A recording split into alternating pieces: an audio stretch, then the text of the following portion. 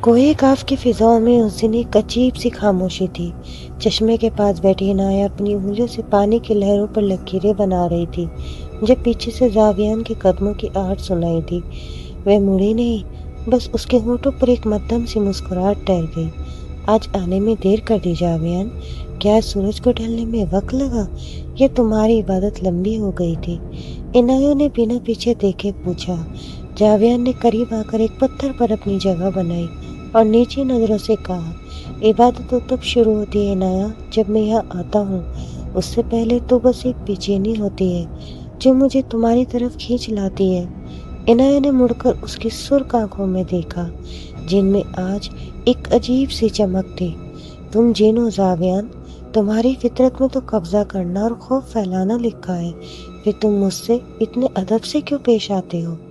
جاویان نے ایک ٹھنڈی آہ بھری اور بولا، لوگ کہتے ہیں کہ ہم جن آگ سے بنے ہیں، پر کوئی یہ نہیں سمجھتا کہ آگ بھی جلتے جلتے تھک جاتی ہے، اسے بھی کسی ایسی ٹھنڈک کی تلاش ہوتی ہے جو اسے بجھائے نہیں بلکہ اسے سکون دے۔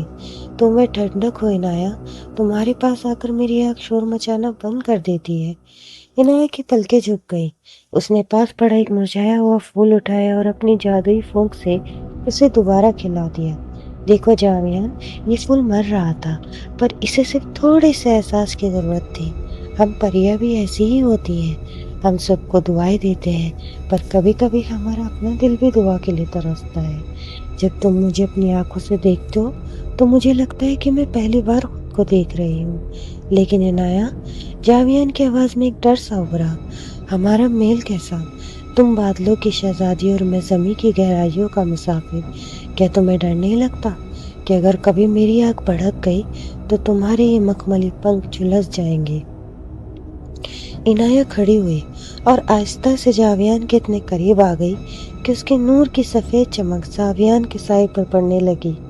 اس نے بڑے حوصلے سے کہا، ڈر اسے لگتا ہے جسے کھونے کا غم ہو، میں نے تو تمہیں اپنی روح میں جگہ دی ہے۔ اور سنو جاویان، پنکھ اڑنے کے لیے ہوتے ہیں پر روح تو صرف ٹھہرنے کے لیے ہوتی ہے، میں نے تمہارے پاس ٹھہرنا چن لیا ہے۔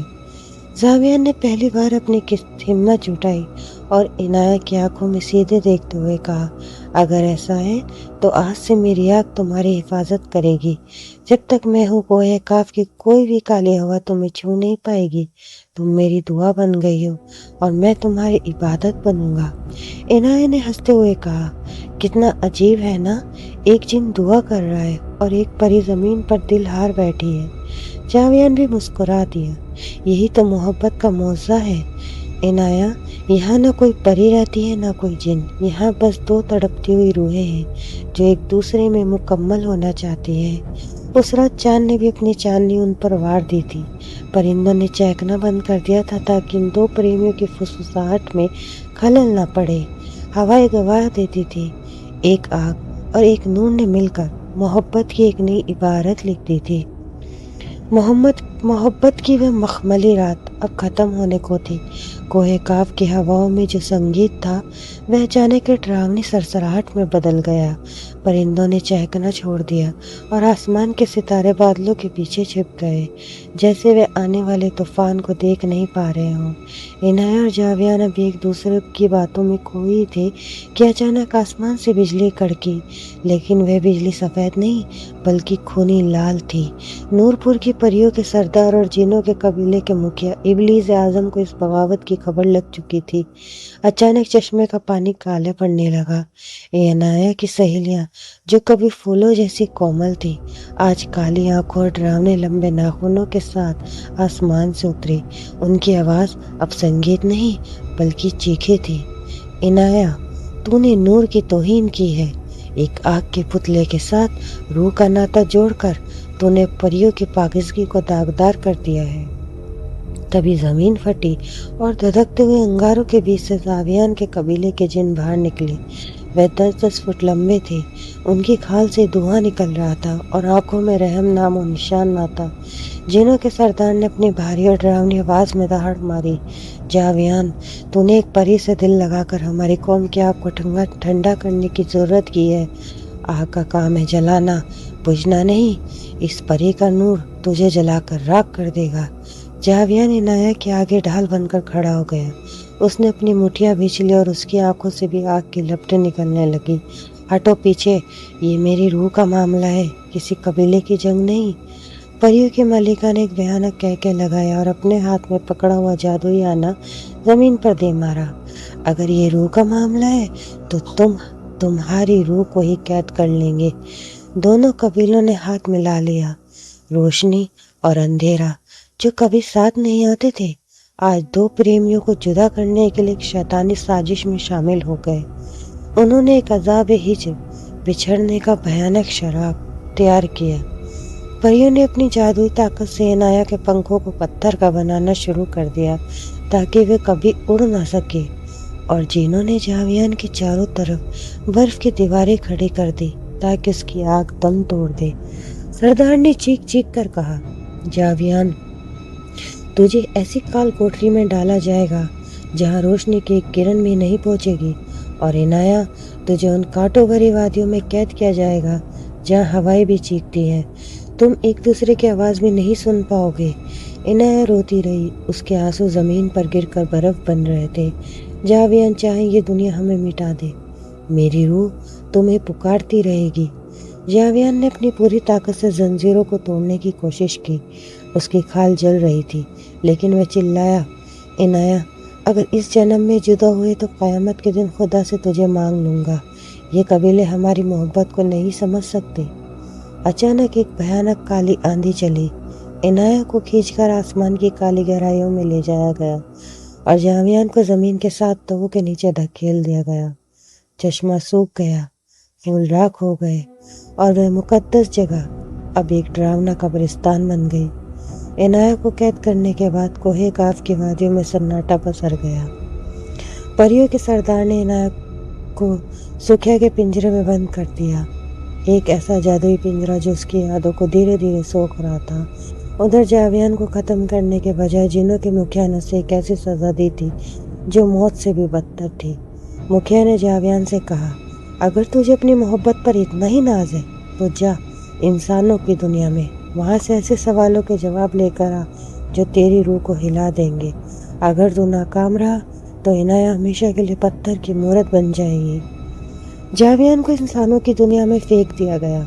اس کی آگ اب ایک دھندلی سی چنگاری بن چکی تھی اور وہ ایک عام مسافر کے بھیش میں بھٹکنے لگا۔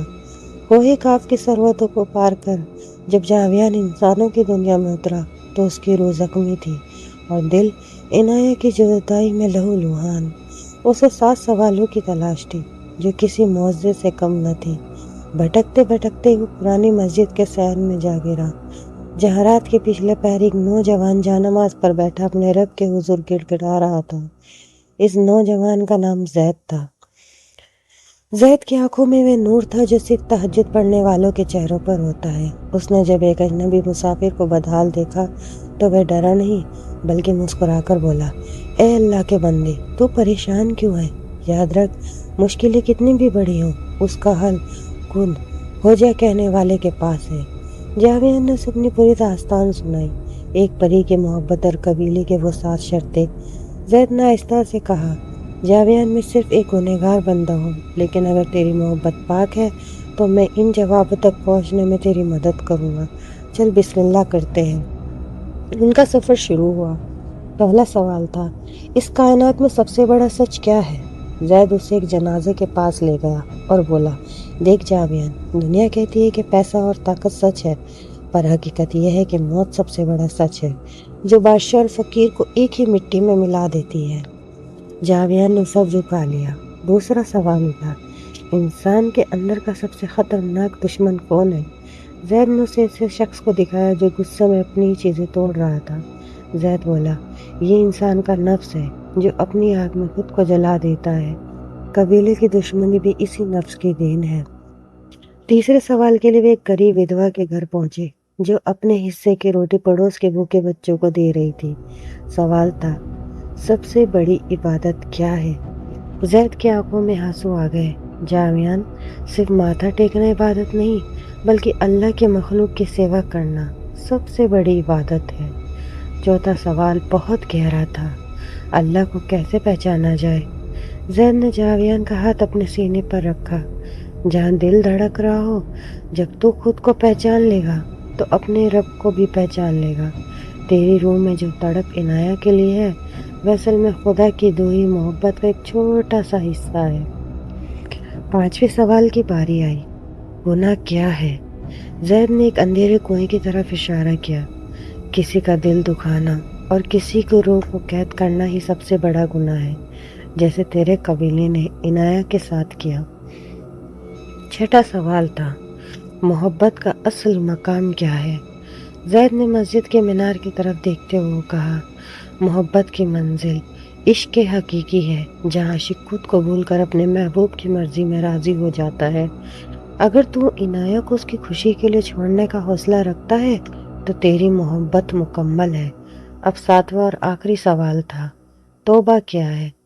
زید نے جاویان کو آسمان کی طرف دیکھنے کو کہا، جہاں بھور کا سورج نکل رہا تھا۔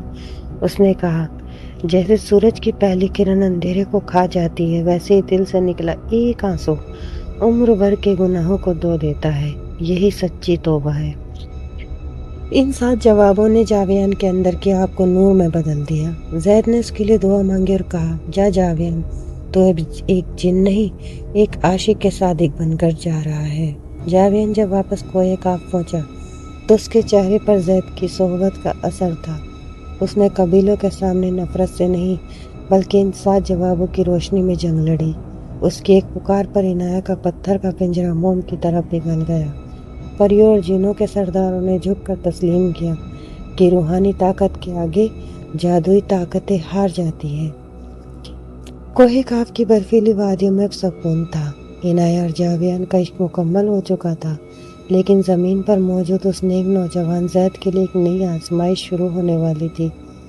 زید اپنی اسی مسجد کے کونے میں عبادت میں مشغول رہتا تھا، بے خبر کہ اس کی روحانی چمک نے جنوں کی دنیا میں ایک اور ہلچل مچا دی ہے۔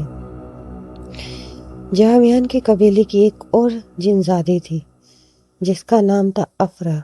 افرا بہت سرکش اور ضدی تھی۔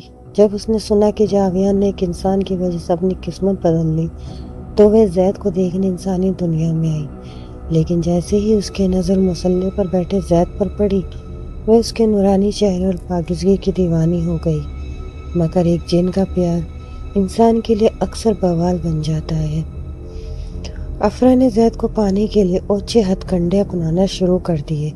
وہ کبھی سائے کی طرح اس کے پیچھے چلتی، کبھی اس کے کمرے کو خوشبو سے بھر دیتی اور کبھی آدھی رات کو اسے ڈراونے مگر خوبصورت خواب دکھاتی۔ زید ایک پرہیزگار انسان تھا۔ وہ ان چیزوں سے پریشان ہونے لگا، اس کی عبادت میں خلل پڑنے لگا۔ ایک رات افرا اس کے سامنے اپنی اصلی شکل میں آئی اور بولی، زید، تو نے ایک جن کو راستہ دکھایا، اب ایک جن زادی کو اپنا دل دے دے۔ اگر تو نے مجھ سے نکاح نہ کیا تو میں تیری بستی کو ویران کر دوں گی۔ زید نے نہایت صبر سے جواب دیا، اے مخلوق خدا، میرا دل صرف اپنے رب کی یاد کے لیے ہے، اور آگ مٹی کا یہ میل ممکن نہیں، تو واپس چلی جا۔ یہ سن کر افرا آگ ببولا ہو گئی۔ اس نے اپنی جادوئی طاقت سے زید کے گھر کے چاروں طرف ایک کالی دیوار کھڑی کر دی اور پوری بستی پر بوال نازل کرنے کی دھمکی دی۔ ادھر کوہ کاف میں جاویان کو اپنی روحانی طاقت سے محسوس ہوا کہ اس کا محسن دوست مشکل میں ہے۔ اس نے عنایہ کی طرف دیکھا اور کہا، عنایہ، جس شخص نے ہمیں ملایا، آج ایک جن کی ضد اسے برباد کر رہی ہے، ہمیں فوراً وہاں پہنچنا ہوگا۔ عنایہ اور جاویان بجلی کی تیزی سے انسانی بستی پہنچے۔ انہوں نے دیکھا کہ افرا نے زید کو اپنی کالی جادوئی زنجیروں سے جکڑ رکھا تھا۔ جاویان دہڑا، افرا رک جا، تو اس شخص کو تکلیف دے رہی ہے جس نے مجھے محبت کا اصلی مطلب سکھایا۔ افرا چلائی، جاویان، تو نے اپنی پری پا لی تو میں اپنا محبوب کیوں نہ پاؤں؟ یہ انسان اب میرا قیدی ہے۔ تبھی عنایہ آگے بڑھی، اس کے سفید پنکھوں سے نور کی ایسی بارش ہوئی کہ افرا کی کالی دیواریں تھر تھرانے لگی۔ عنایہ نے بہت نرمی سے کہا، افرا، محبت زبردستی کا نام نہیں ہے۔ تو زید کے جسم کو قید کر سکتی ہے پر اس کی روح کو نہیں۔ تو اسے پا کر بھی ہار جائے گی، کیونکہ اس کا دل خدا کے نور سے بھرا ہے اور تیرا دل نفرت کی آگ سے۔ جاویان نے اپنی دعاؤں اور زید کے سکھائے ہوئے کلمات کا دم کیا۔ عنایہ اور جاویان نے مل کر ایک نورانی حصار بنایا جس نے افرا کی جادوئی زنجیروں کو کاٹ دیا۔ افرا نے جب دیکھا کہ نور آگ ایک ہو کر حق کے ساتھ کھڑے ہیں تو اس کی طاقت جواب دے گئی۔ وہ رونے لگی اور اسے اپنی غلطی کا احساس ہوا۔ زید آزاد ہوا۔ اس نے اپنی آنکھیں کھولی اور اپنے سامنے عنایہ اور جاویان کو مسکراتے پایا۔ زید نے ہاتھ اٹھا کر دعا کی، یا رب ان دونوں کو ہمیشہ سلامت رکھ۔ جاویان نے افرا کی طرف ہاتھ بڑھایا اور اسے واپس قبیلے لے جانے کے لیے سمجھایا۔ عنایہ نے زید کو ایک روحانی تصویر دی اور کہا، زید بھائی، یہ آپ کی حفاظت کرے گی۔ انسانوں کی دنیا میں آپ جیسے نیک بندے ہی ہم جیسوں کے لیے امید کی کرن ہیں۔ اس رات کے بعد افرا نے بھی زید کی طرح خدا کی عبادت کا راستہ چن لیا۔ جاویان اور عنایہ اکثر پرندوں کے روپ میں زید کی مسجد کے گنبد پر آ کر بیٹھتے اور اپنے اس دوست کی خیریت لیتے جس نے ایک پری اور جن کو عشق الہی کا راستہ دکھایا تھا۔ عنایہ کی ایک چھوٹی بہن تھی جس کا نام تھا اذنا۔ اذنا پری لوگ کی سب سے چنچل اور معصوم پری تھی۔ اسے انسانوں کی دنیا اور اس کی سادگی سے بہت لگاؤ تھا۔ اس نے بھی زید کے بارے میں سنا تو اذنا کے دل میں اس انسان کو دیکھنے کی تڑپ جاگی جس نے ایک پتھر دل جن کو موم بنا دیا تھا۔ ایک رات جب زید مسجد کے باہر ایک پرانی درخت کے نیچے بیٹھا قرآن کی تلاوت کر رہا تھا، اذنا ایک جگنو کا روپ دھر کر وہاں آئی۔ اس کی تلاوت میں ایسا درد اور روحانیت تھی کہ اذنا اپنی سدھ بدھ کھو بیٹھی۔ اس نے اپنا اصلی روپ دھارن کر لیا۔ زید نے جب سر اٹھایا تو سامنے چاندنی سے بھی زیادہ سفید اور پاکیزہ ایک پری کھڑی تھی۔ وہ عنایہ جیسی تو تھی پر اس کی آنکھوں میں ایک الگ ہی شرارت اور معصومیت تھی۔ اذنا نے دبی آواز میں کہا، اے اللہ کے بندے، تیری زبان سے نکلے الفاظ میرے دل میں گھر کر رہے ہیں۔ کیا تم مجھے بھی وہ روحانی سکون سکھا سکتے ہو؟ زید پہلے تو جھجکا پر اذنا کی آنکھوں کی پاکیزگی دیکھ کر اس نے منع نہیں کیا۔ ہر رات تہجد کے وقت اذنا چپکے سے عرش سے فرش پر اترتی۔ زید اسے روحانیت اور اللہ کی محبت کے سبق دیتا اور اذنا اسے پریوں کے باغوں کی کہانیاں سناتی۔ دھیرے دھیرے روح کا رشتہ گہرا ہوتا گیا۔ زید کو اذنا کی سادگی سے اور اذنا کو زید کے ایمان سے محبت ہو گئی۔ یہ وہ پاک محبت تھی جسے پریوں کی دنیا میں گناہ سمجھا جاتا تھا، لیکن پریوں کے قبیلے کا سردار جو پہلے ہی عنایہ کی بغاوت سے غصے میں تھا، اس نے اذنا پر نظر رکھنی شروع کر دی تھی۔ ایک رات جیسے ہی اذنا زید کا ہاتھ تھام کر اسے پریوں کے کچھ حسین راز بتا رہی تھی، آسمان سے کالی کڑکتی بجلیاں گری۔ قبیلے کے لڑاکو فرشتے اور پریاں نیچے اترے اور زید کو اپنی جادوئی زنجیروں میں جکڑ لیا۔ سردار نے دھاڑ کر کہا، ایک انسان کی جرت کہ وہ ہماری دوسری شہزادی کو بھی گمراہ کرے، اس نور ظلمت میں لے چلو جہاں اسے موت بھی نہ ملے۔ زید کو گھسیٹ کر پریوں کی اس دنیا میں لے جایا گیا جہاں انسانوں کا سایہ بھی ورجت تھا۔ وہاں اس پر بڑے ظلم ڈھائے گئے، اسے برفیلی پانی میں ڈبویا جاتا، اس کی روح کو جھلسانے والی آوازیں سنائی جاتی اور اسے مجبور کیا جاتا کہ وہ اذنا کا نام بھول جائے۔ اذنا کو ایک اونچی مینار میں قید کر دیا گیا جہاں سے وہ زید کی چیخیں تو سن سکتی تھی پر اس کے پاس جا نہیں سکتی تھی۔ جب عنایہ اور جاویان کو اس ظلم کی خبر ملی تو ان کا کھول اٹھا۔ جاویان نے اپنی جنوں والی پوری طاقت اور عنایہ نے اپنی روحانی نور کو اکٹھا کیا۔ وہ دونوں پریوں کے قبیلے کے سامنے جا کھڑے ہوئے۔ جاویان کی آنکھوں سے آگ برس رہی تھی۔ اس نے کہا، اے سردار، تو نے ایک بے گناہ انسان پر ہاتھ اٹھا کر اپنی پاکیزگی کھو دی ہے۔ زید وہ شخص ہے جس نے مجھے ڈوبنے سے بچایا تھا۔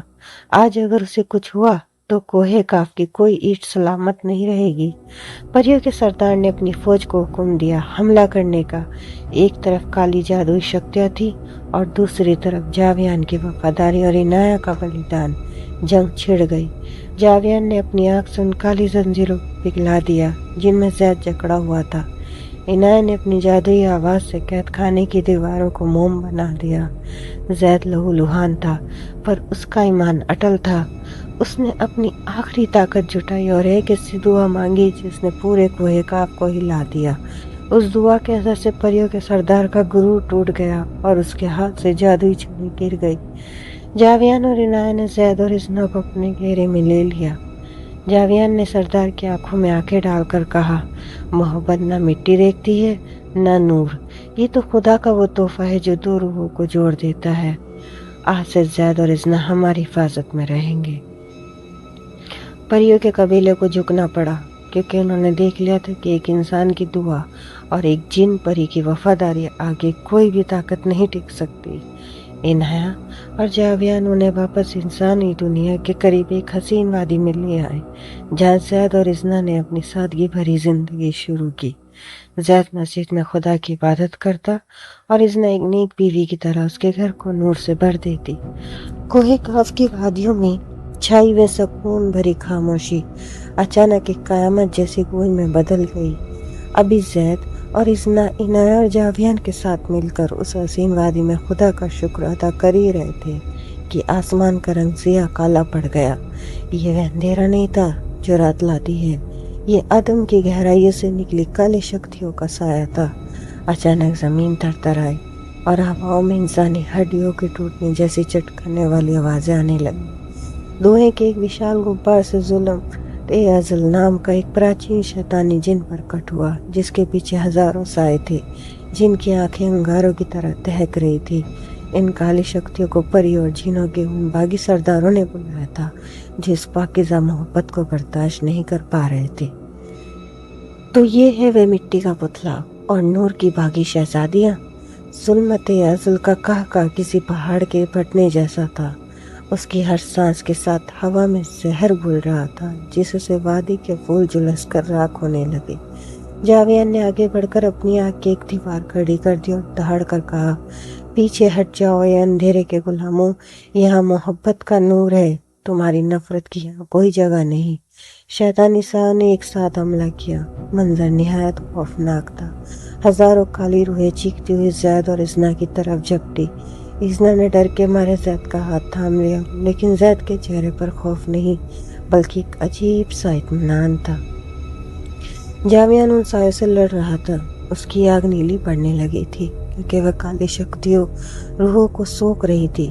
انایا نے اپنے پنکھ پھیلائے اور ایک مقدس گھیرا بنایا پر شیطانی جن نے خوفناک جادوئی وار کیا جس سے انایا کے پنکھوں سے خون رسنے لگا۔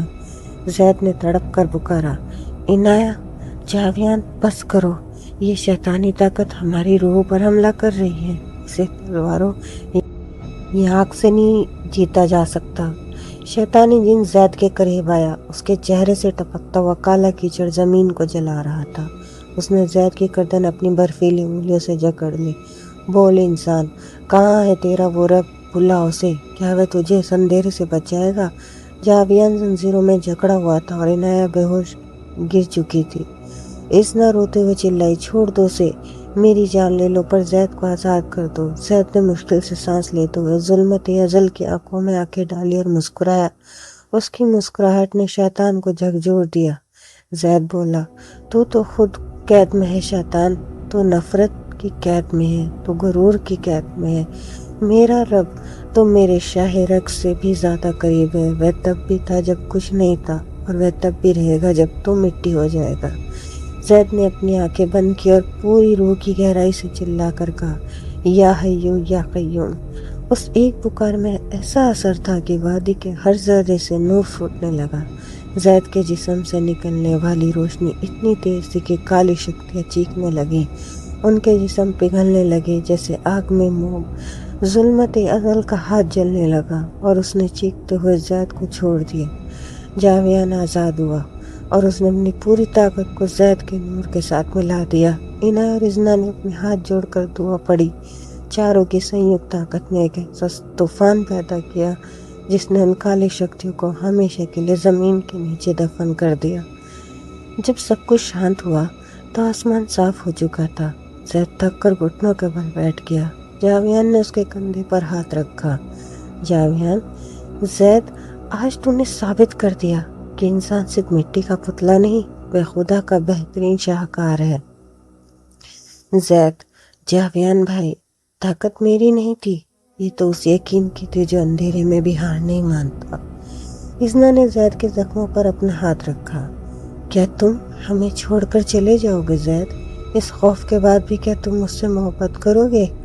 زید نے ازنا کی آنکھوں میں دیکھا۔ ازنا خوف تو اسے ہوتا ہے جسے موت کا ڈر ہو۔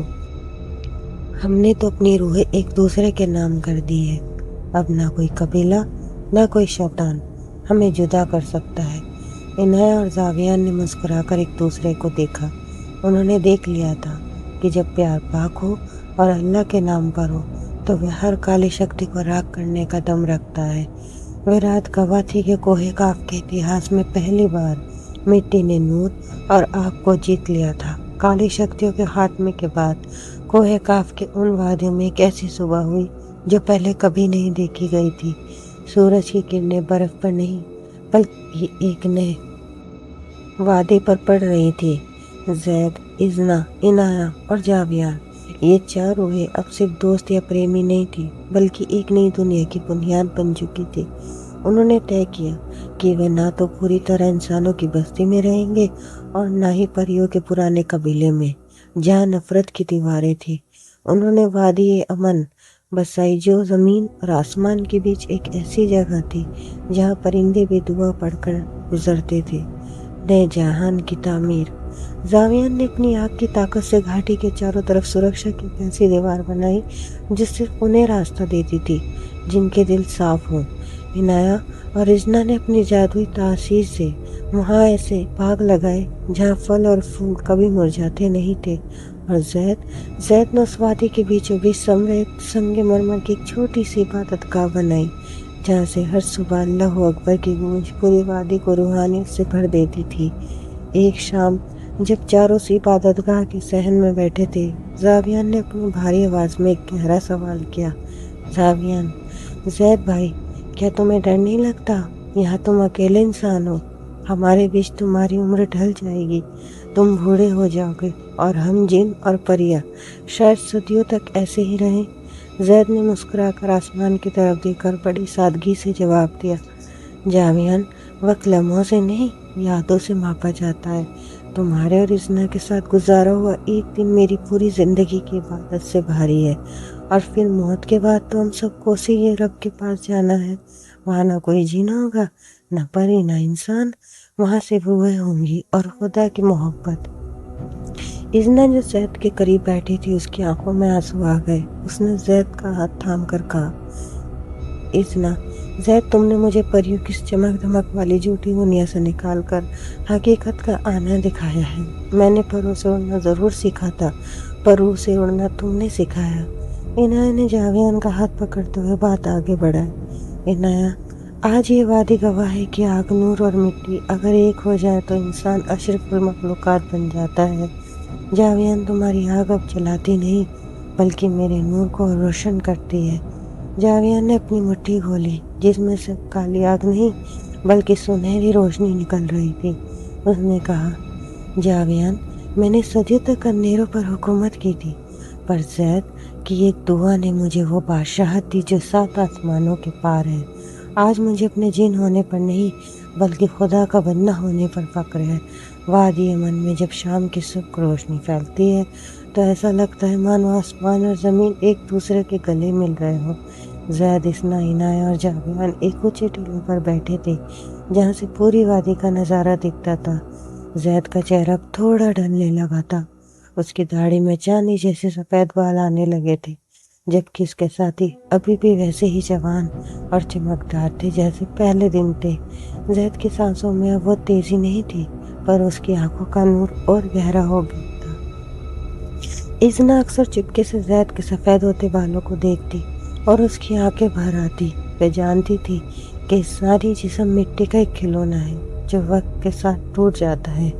ایک رات جب زید مسجد کے صحن میں سجدے میں گرا ہوا تھا اور اس کی روح اپنے رب سے باتیں کر رہی تھی، تبھی اچانک پوری مسجد ایک الوکک نیلی روشنی سے بھر گئی۔ یہ روشنی نہ پریوں کی تھی نہ جنوں کی، یہ اس عرش کی ٹھنڈک تھی جو صرف نیک بندوں کے لیے اترتی ہے۔ جاویان اور عنایہ بھی کھینچے چلے آئے۔ انہوں نے دیکھا کہ زید کے چاروں طرف نور کا ایک ایسا حلقہ بن گیا ہے جسے کوئی جادوئی طاقت چھو نہیں سکتی۔ قدرت کی ایک آواز گونجی جس نے وادی کے ہر ذرے کو تھرا دیا۔ یہ آواز کسی لفظ کی محتاج نہیں تھی، وہ سیدھی روح میں اتر رہی تھی۔ زید کو اس کی برسوں کی عبادت اور اس کے صبر اور ایک جن کو راستہ دکھانے کے بدلے میں ایک ایسی کرامت عطا کی جا رہی تھی جس کی مثال صدیوں میں نہیں ملتی۔ اذنا نے دیکھا کہ زید کا مٹی کا جسم دھیرے دھیرے پردشی ہونے لگا ہے۔ اس کے چہرے کی جوریاں مٹ رہی تھی اور اس کی خال میں اب نور کی لہریں نکل رہی تھی۔ زید اب صرف ایک انسان نہیں رہا تھا، اسے امر ہونے کا وردان مل گیا تھا۔ اس کی روح کو اس مٹی کے پنجرے سے آزاد کر دیا گیا جو اسے بڑھاپے اور موت کی طرف لے جا رہا تھا۔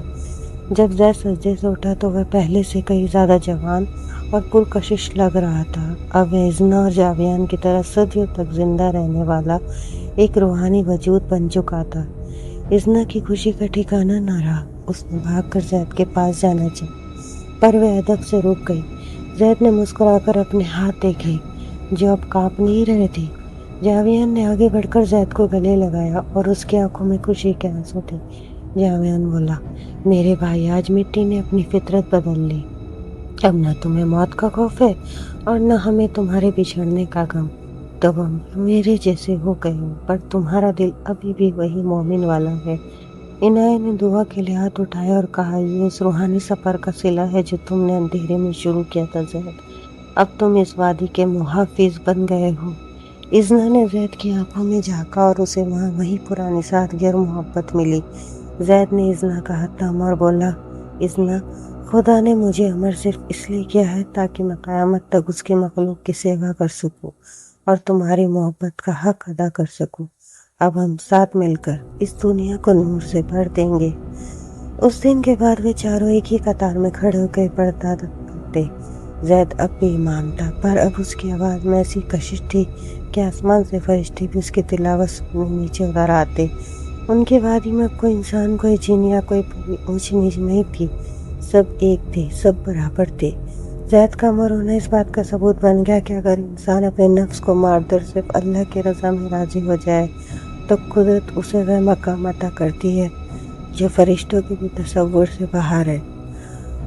ان کی محبت اب وقت کی پابند نہیں تھی، وہ اننت ہو چکی تھی۔